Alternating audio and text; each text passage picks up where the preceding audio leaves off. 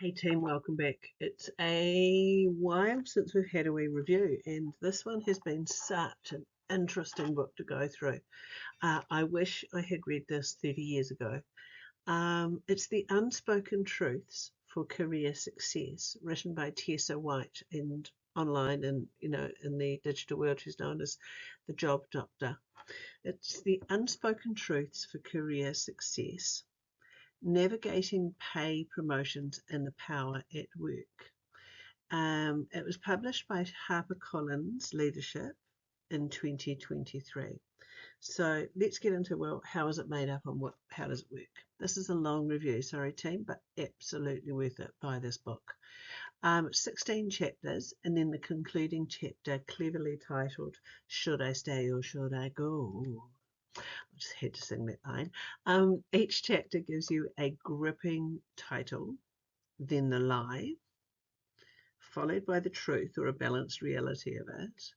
And then this is followed by thoughts, experiences, and clarity around that truth, a case study, then practical strategies to learn more and to get better at, and to build in that area of that lie or the truth. And each chapter has final thoughts and walkaway strategies. Tessa White has become known as the Job Doctor, having walked away from the corporate world and beginning her own work in helping others into careers and navigating moves. He's gone viral. This book is about uncovering the lies and the misconceptions and discovering the realities of the job market, politics, burnout, company loyalty, leverage, salary, promotability, power, and performance. The whole damn shebang. It gives insight and brings an understanding of HR and what they really do and who they really work for. It is a guide that helps us to navigate the other side of the businesses we work in and for, and gives us ideas as to how to interpret the communication or lack of it and ways to navigate it. 304 pages of really insightful learning and truths for anyone who is in the workforce at any stage of their career. I am a 35-year work veteran, not 35 years old, a 35-year work veteran, and I have learned a lot, particularly around career stages and company politics. So let's get into the next part of this, how I sum up the big learnings for me. What I've worked out is HR does not work for you or me. It is a one-sided story and works for the company. Work-life balance is your own making. Consistently working longer hours doesn't get results. Raises are yours to negotiate, but go with the data. You can show your impact and you're away. Understand and measure against the values of the company you work for or aspire to work for. There is a useful page on page 300. And understand your compatibility before you start. Then work out, can you flex enough because the company won't. Politics aren't necessarily bad. I'm still out on that one. Most companies don't care because actually it's about the bottom line. And if you do find a company that does care, stick with it. Job descriptions and realities are more often different than not. So work in the gap. Job descriptions are aspirational.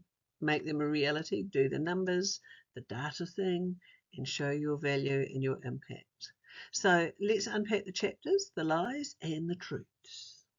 So chapter 1, something's got to give. This is the introduction to the book and the touchstones of all the things to come later on.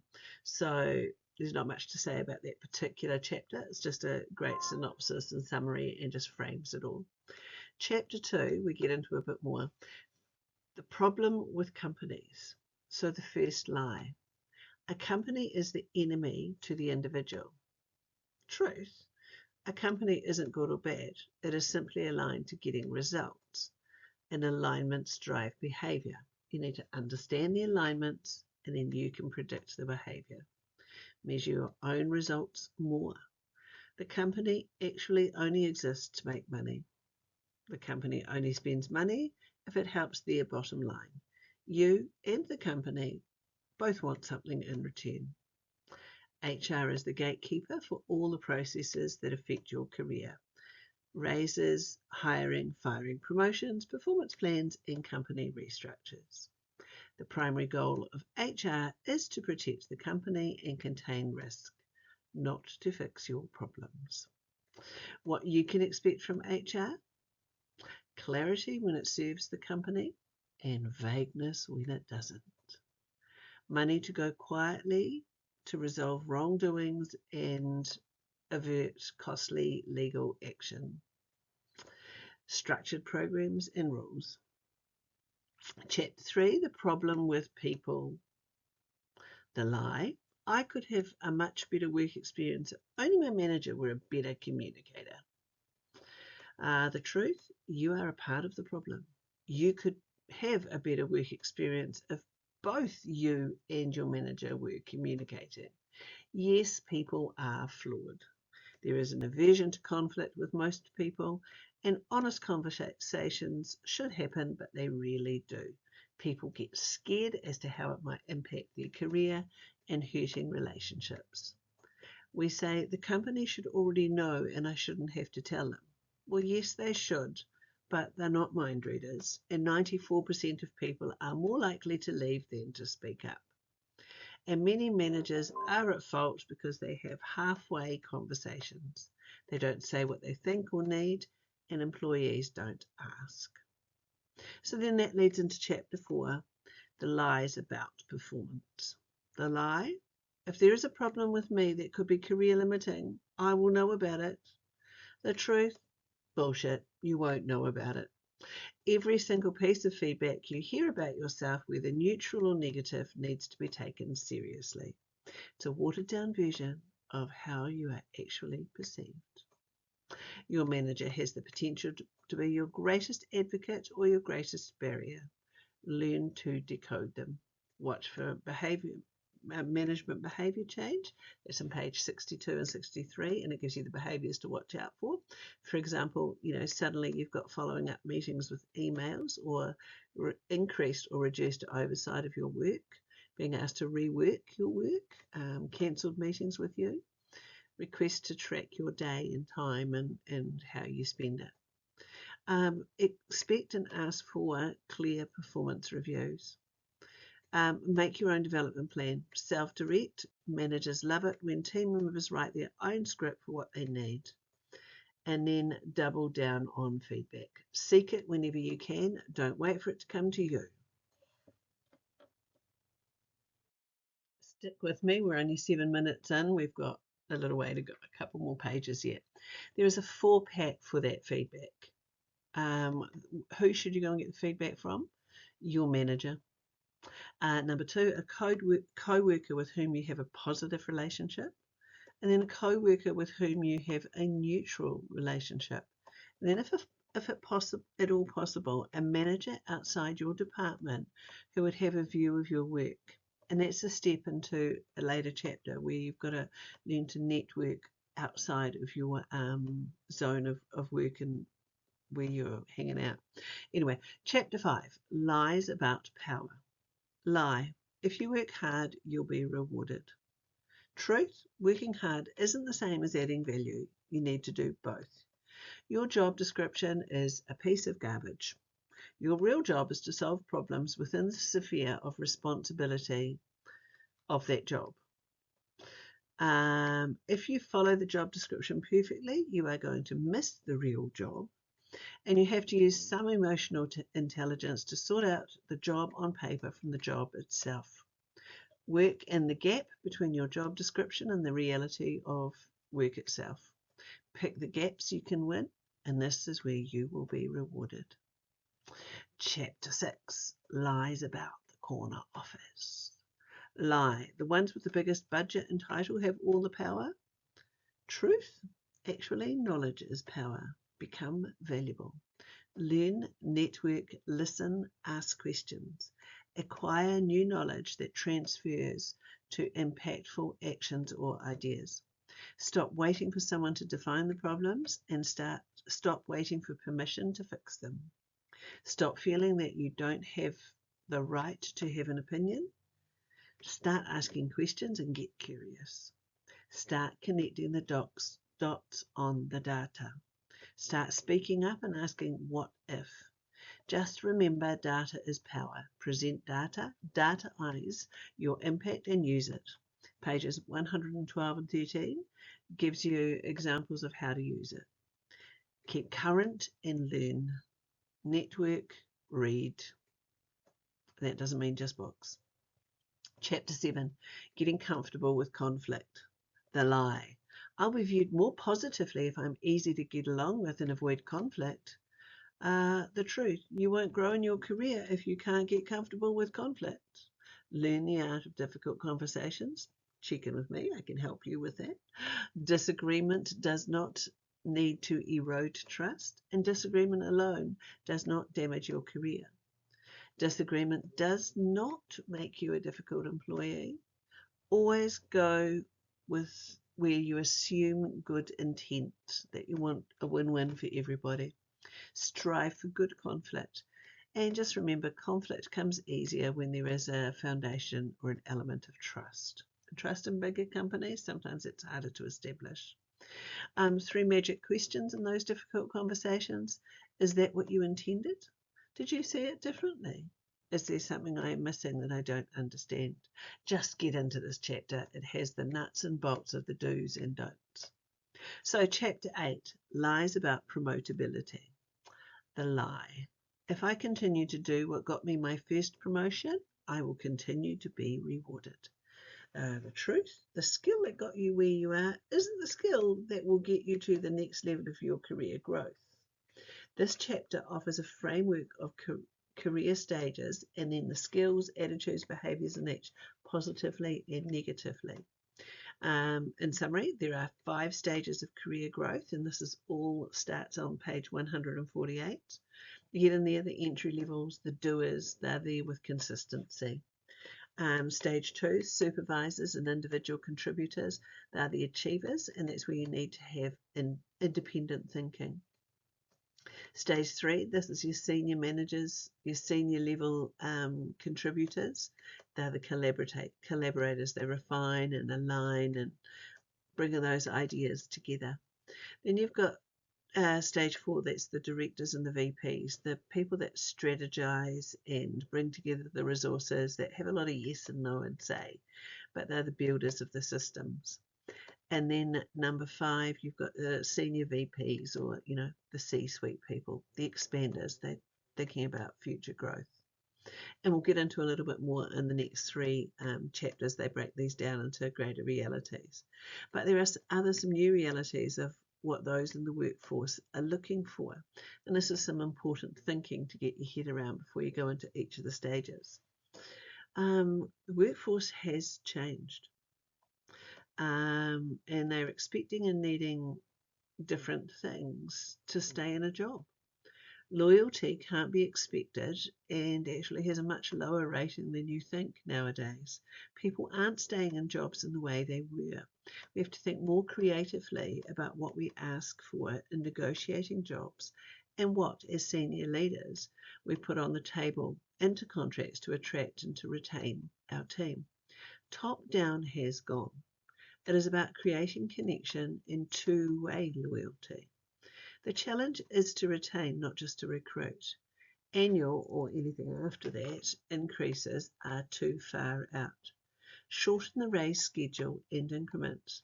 It is forcing those in senior leadership roles to lead and think differently.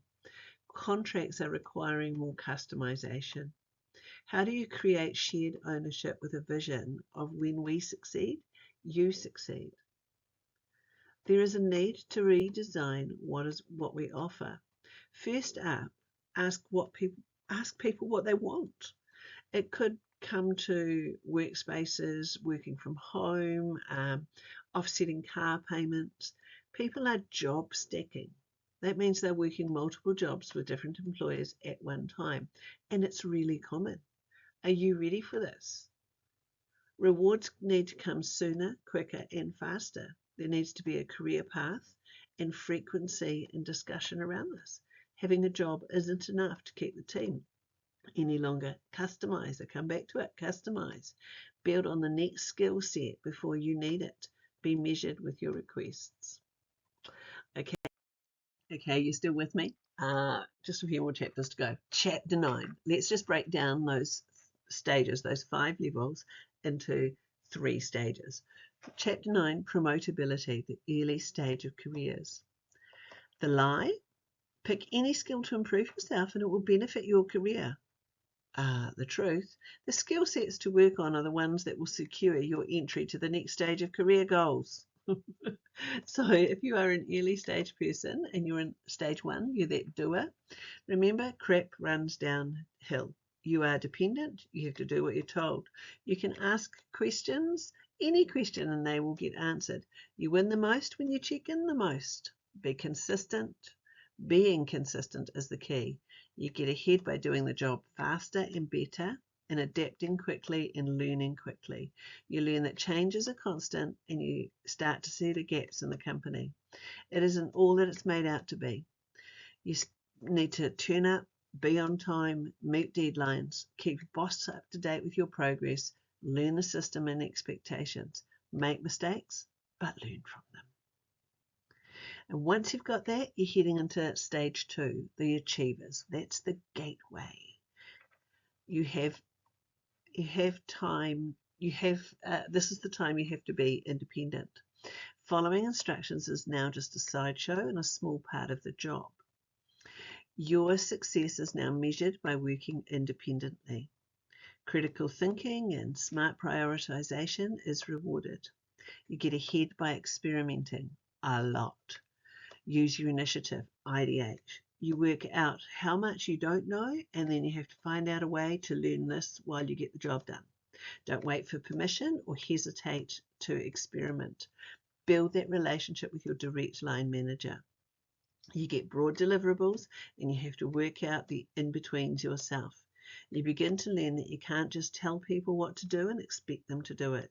You make the most mistakes and you are learning to lead. You're expected to work things out. Whew. Chapter 10, promotability, mid-stage careers. Okay.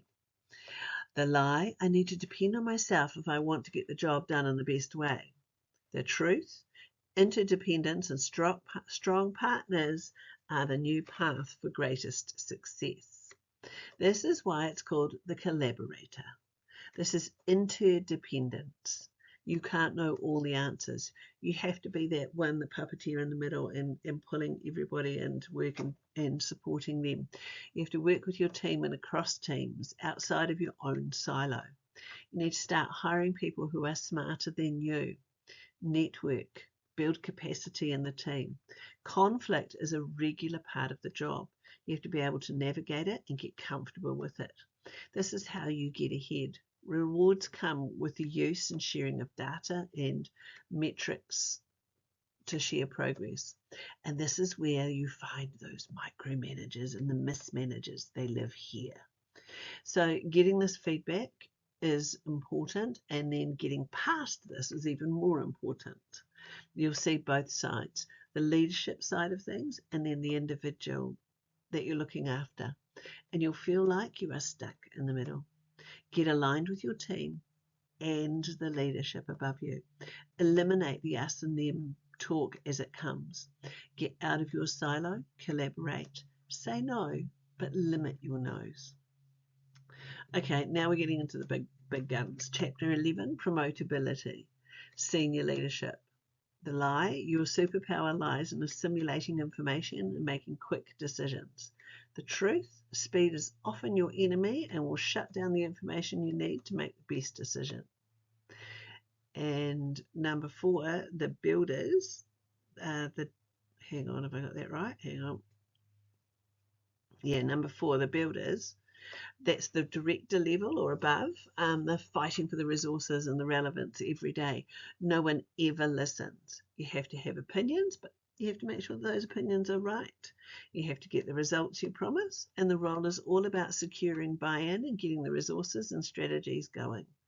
Checking in and realigning with the C-suite gets you awards.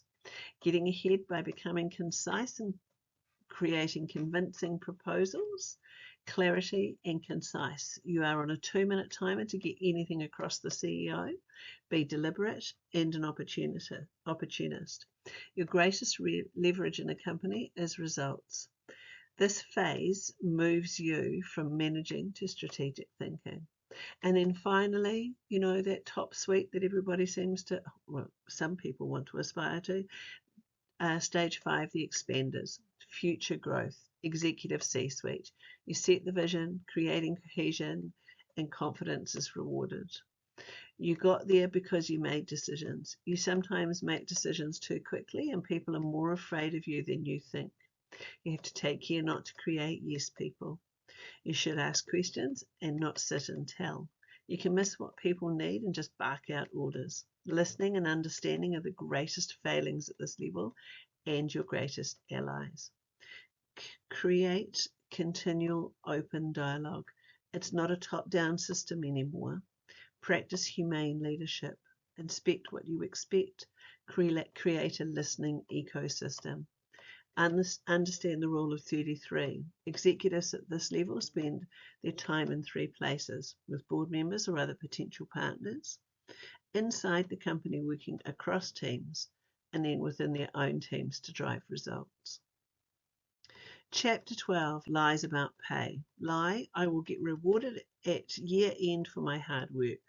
Truth, money goes to those who ask, not those who wait. Companies expect you to negotiate. No one is going to care about your pay more than you.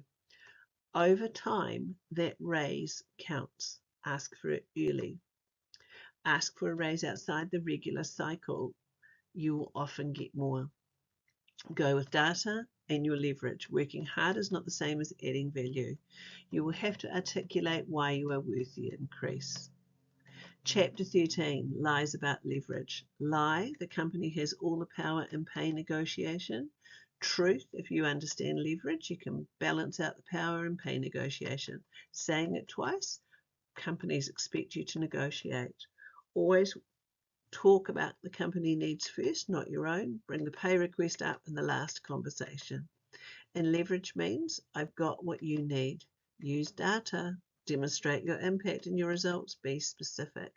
Sell your unique expertise in this setting. Be strategic. Remembering your own unique position or your point of difference is situational. Don't assume that it'll work in the next negotiation or your next job setting. Work from positive leverage, not negative, unless you have to. Create the argument for the manager's manager. They're the one who's going to have to approve the pay. Remember, you can negotiate a number of things, not just salary. Time off, flexible work time, professional learning, a better job title. This costs nothing. So chapter 14, lies about company loyalty. The company will return the loyalty you give. It's a lie. Truth, you should never be more loyal to a company than you can reasonably be to you, than it can reasonably be to you. Work on what makes the biggest difference to the company. Know what drives the company. The loyalty you get from the company is tied to your recent results, not how many hours you have worked. It's not about time served, it's about connections and impact. Note that more than half of millennials find the concept of employee loyalty overrated. The average time a Gen Z spends in a job is 2 years and 3 months, where boomers averaged 8 years and 3 months. Companies are designed to take as much as employees will give them. Your life outside of work is deserving of prioritization, and nobody outside of you is responsible to fix it. Be aware of the return of your own investment of time and energy and evaluate if it is a fair trade. If it's not, fix it. You are the only one who can set boundaries and fix the balance.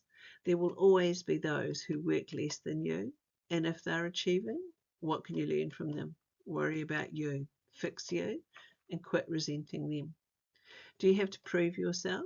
You will work 20% harder when you start new, as you learn the new systems and adjust to the new shift, but work at a pace that you can keep at. Find 10% more in your day. Do an audit of your time. You'll work out where you spend it and waste it, and it's the order of doing things that often matters. Chapter 15, lies about burnout. Lie, the only answer is to do less or push through the work to get it done. The truth, is if you actually slow down, your brain will help you to speed up. Those myths, if I push hard, I can get caught up sometimes. But if it's a regular thing, then no. It needs to be an occasional thing, not an everyday thing. If I change jobs, it'll be better. Like I said, new jobs take 20% more work in the initial stages. Secondly, is it the job and expectations, or is it the way that you are working? And then the third myth, if I'm doing too much, the answer is to do less. Often it's not less, it is to work differently. Are you focusing on the things that matter and are measured and making the greatest impact?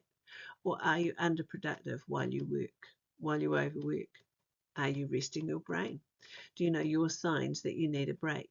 You know, that saying, my brain is full, is real. Work when your energy is highest. Reboot your brain with exercise, a walking meeting, stepping away. Learn to prioritize your productive order.